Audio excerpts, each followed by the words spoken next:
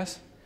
Yo soy el 10º ponente, los he contado, quedan todavía 5 más, llegaremos a 15, creo que José Curto cierra como 15º, pero yo no pierdo la esperanza y reivindico mi derecho, por ejemplo, a mostrar esta transparencia, que ya la han visto ustedes 9 veces, que es la famosa, el famoso escena de velocidad, flexibilidad, ¿no? Variedad, volumen, que termina pues, en una cúpula que es el valor que queremos obtener. La he puesto así porque yo no quiero entrar en los detalles, ya lo hemos visto, sino que quiero entrar en una percepción que yo tengo. Y a mí esto me suena como un iceberg, en el sentido de que por encima de la línea de flotación, evidentemente tenemos lo que a ustedes les interesa, que es, y ya lo hemos visto yo creo como tendencia, las capacidades analíticas que puede ofrecer estos escenarios, el Big Analytics, pero por debajo tenemos todavía muchos problemas que resolver. Y yo les voy a comentar cómo nosotros, en los clientes que tenemos, enfocamos la resolución de ese problema. Hay que decir que en esa parte visible, desde luego, lo más atractivo, lo que tiene más sex appeal a día de hoy, evidentemente es la Big Analytics, pero también en las aplicaciones tradicionales empezamos a tener presencia y necesidad de manejar grandes volúmenes de datos, con lo cual podríamos también incorporar la Big Data dentro de ese territorio, pero sobre todo de lo que quiero hablar es de lo que está por debajo de lo que vemos. Y lo que está por debajo de lo que vemos es una cantidad enorme de datos que hay que poder gestionar, hay que poder manejar, hay que poder acceder a ellos. Yo no voy a hablar del tema del almacenamiento, sino fundamentalmente de cómo facilitar el acceso a toda esa información. Porque ese es un punto que suele ser, en muchos escenarios, un prerequisito para poder justamente dar el salto hacia la parte de valor. Nuestros interlocutores habituales son fundamentalmente la gente de las áreas de TI, aquí representada gente de áreas de negocio, gentes de TI, gentes que cubren ambos mundos. Los interlocutores que nosotros tenemos en el área de TI nos recuerdan de manera habitual que todavía hay muchos problemas que resolver en la parte del acceso. Nosotros tenemos conversaciones con ellos porque todavía en muchas aplicaciones, y estos son clientes nuestros de las soluciones de Big Data, empresas muy conocidas como Visa, como Cisco, como JP Morgan, nos siguen planteando que en sus aplicaciones, las aplicaciones del día a día, algunas se han mencionado por aquí, temas de detección de fraude, visibilidad total del cliente, reservas de vuelos, en todos estos escenarios ya hay problemas, de hecho ya los había hace tiempo. No estamos hablando de un futurible, sino de que la realidad, hoy por hoy, es que el volumen de estas aplicaciones se ha disparado, no solamente de los nuevos escenarios, y además no solamente el volumen, sino el hecho de que muchos de estos datos tienen que estar ya enriquecidos por el contexto, se ha mencionado. No nos importa tanto el dato como el quién, dónde, cuándo que rodea ese dato, y todo eso forma parte del escenario en el que tenemos que trabajar. Nuestra propuesta aquí es que, desde el punto de vista técnico, las soluciones convencionales a estos problemas han generado situaciones conflictivas recurrentes.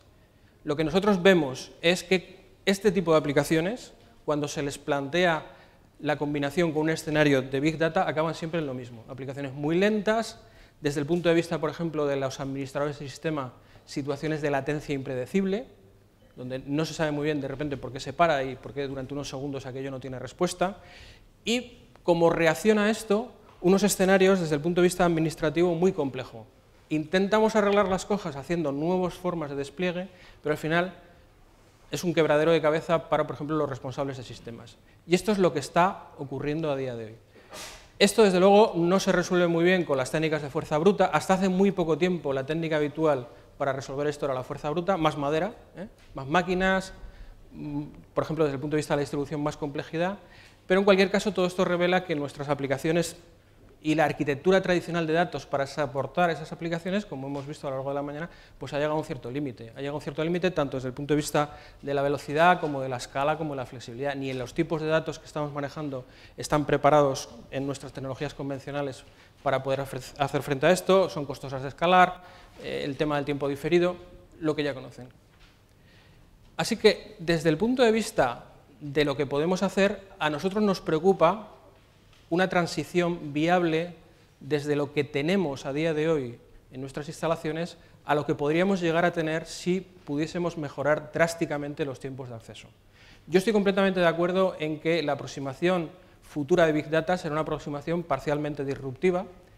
Probablemente a negocio le va a ayudar a pensar de maneras nuevas, pero también es verdad que tenemos que hacer esto viable. Y a mí me preocupa, sinceramente, la viabilidad del Big Data a día de hoy. la viabilidad del Big Data cuando, por ejemplo, nosotros vamos a acudir a una reunión que tenemos mañana en un cliente para tratar de estos problemas. ¿Nuestra apuesta aquí cuál es? Pues esencialmente apoyarnos en una tecnología que se ha mencionado aquí como una de las opciones, pero que a nosotros nos parece la más razonable en el corto medio plazo, que es precisamente la tecnología in-memory. Antes lo ha comentado mi colega de SAP, los precios de memoria han bajado drásticamente, de manera que podemos oponer a esa tendencia creciente y disparatada desde el punto de vista de los datos, una tendencia que de alguna manera la contrapesa, lo balancea, que es el abaratamiento de la memoria. Podemos hacer mejor uso de la memoria y podemos ampliar las capacidades de memoria. Esto, desde el punto de vista técnico, ya lo teníamos disponible, pero por razones que tienen que ver con aspectos, por ejemplo, del mundo Java, no siempre le hemos sacado el partido que le podíamos sacar. Me explico. Ustedes saben que ahora mismo hay máquinas relativamente baratas con unas cantidades de RAM tremendas, RAM que está desaprovechada por el servidor de aplicaciones, RAM que está desaprovechada por nuestra máquina virtual. La forma en la que esa memoria ha sido manejada desde el mundo Java ha sido siempre conflictiva. Yo no sé si a ustedes les sonará el término, desde luego los que trabajan en el ámbito técnico seguro que sí, el garbage collector. Cuando yo pretendo aumentar la memoria de objetos dentro del heap de una máquina virtual Java, me doy de bruces con una realidad, y es que cuando llego a los 2 gigas, aquello empieza a caer dramáticamente desde el punto de vista del rendimiento. Y nos encontramos con una situación absurda. Gigas de RAM disponibles que no están siendo utilizadas, memorias que colapsan la CPU, tiempo disponible de cómputo mínimo. ¿Se puede arreglar eso? Bueno, pues eso es en lo que nosotros hemos estado trabajando. Nosotros tenemos una compañía que es Terracota, que lleva mucho tiempo trabajando en ese territorio. Es una compañía además muy popular desde el punto de vista del software en el ámbito de los desarrolladores Java, y nuestra propuesta en ese terreno tiene que ver con cómo maximizar el valor del dato aprovechándose precisamente de todas esas capacidades de memoria. Y nuestra propuesta es Big Memory. Big Memory se apoya en la idea del acceso a datos en memoria. No es una idea nueva, hemos hablado aquí de ideas nuevas, de ideas viejas, esta no es nueva y además está fechada. Esto es un trabajo que hizo Maurice Wilkes en una época que trabajaba para IBM en los años 64-65. La idea del caché, que ha pervadido prácticamente todos los escenarios tecnológicos, es, como vemos, pues una idea muy antigua y es una idea que sigue teniendo valor. Si reducimos drásticamente el acceso a la base de datos y conseguimos invertir el ratio, de manera que la máxima cantidad de acceso sea la memoria, pues estaremos cambiando en varios órdenes de magnitud los tiempos de acceso, conocido por todos.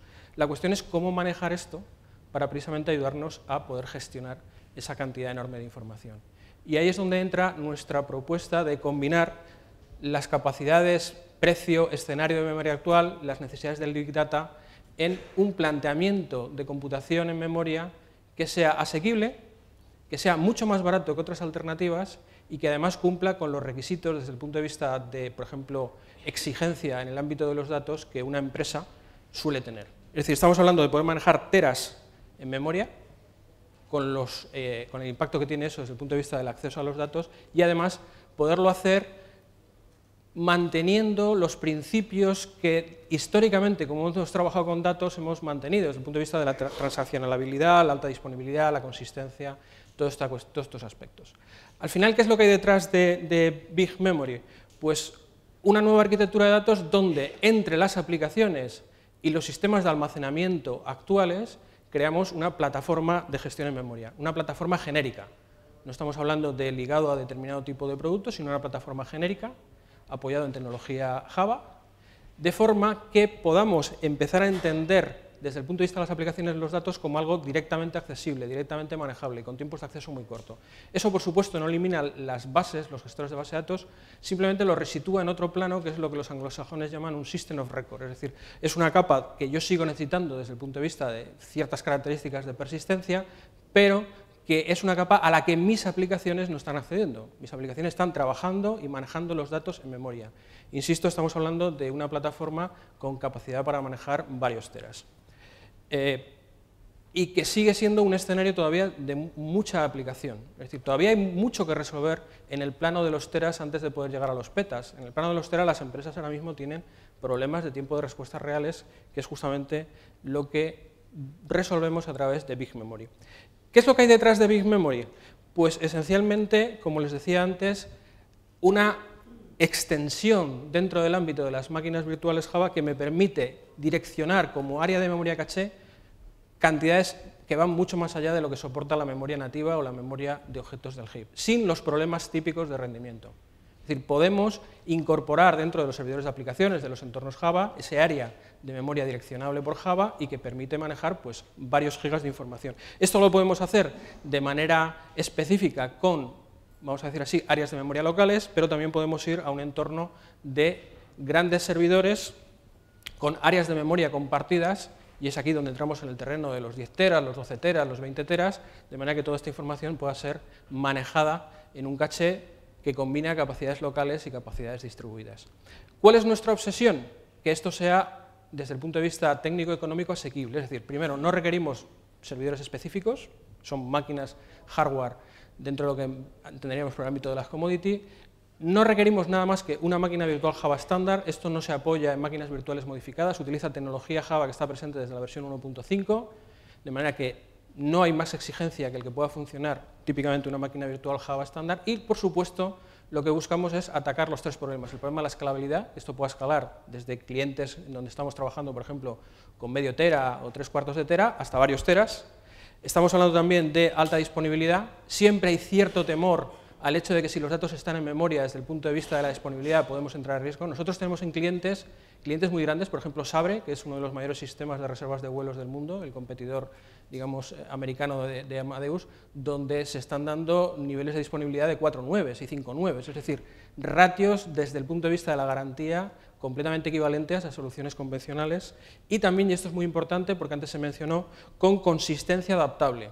Desde el punto de vista de la integridad transaccional de estos datos, no todas las aplicaciones requieren el mismo nivel de consistencia.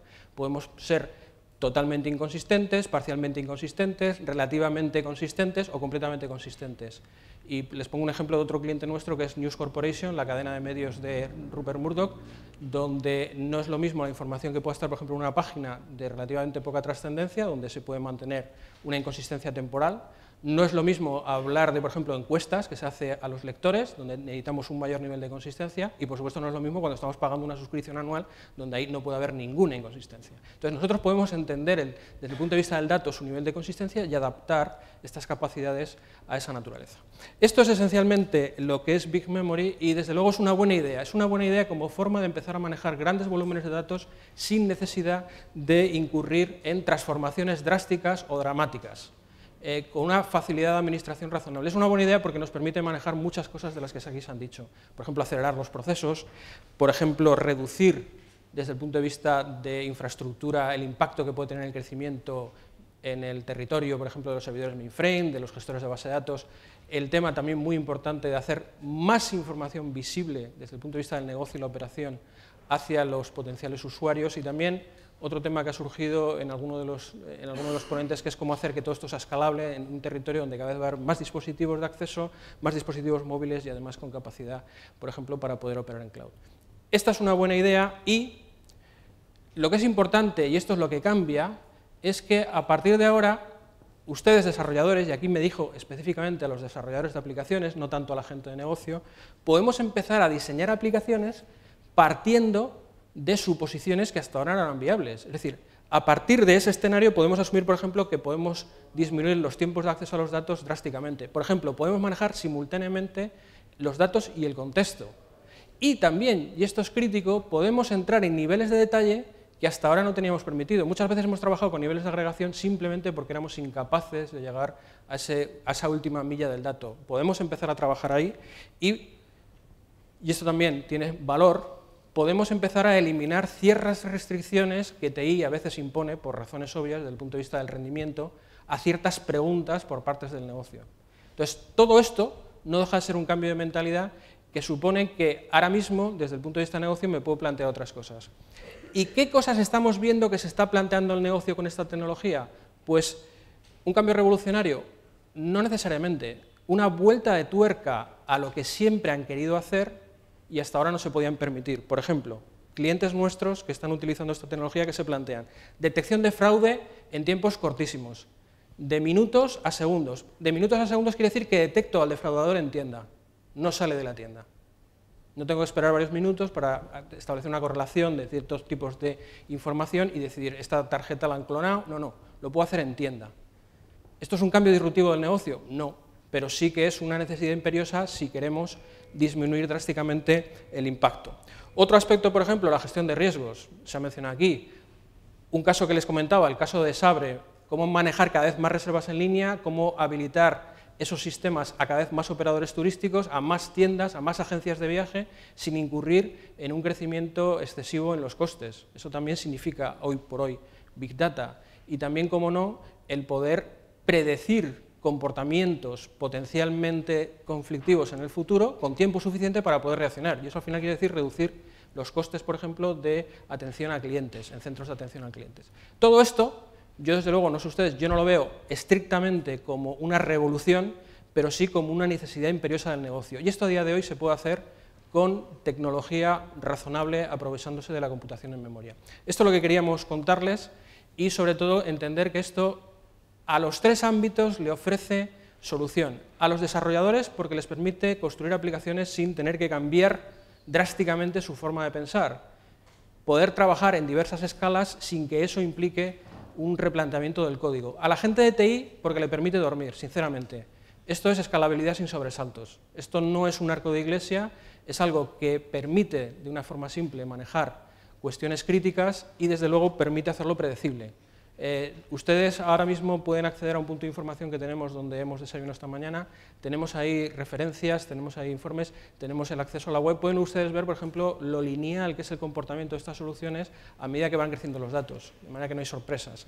Y, por supuesto, y como último extremo, la parte visible del iceberg que os comentaba o les comentaba al principio, el que negocio en tiempo real es otro negocio distinto, es un negocio con muchas más capacidades. Nada más por mi parte. Les invito a que ustedes acudan a ese punto de información. Si además nos rellenan una pequeña encuesta, pues les daremos un obsequio. Y este es el tipo de aproximación desde Software AG al mundo del Big Data. Muchas gracias.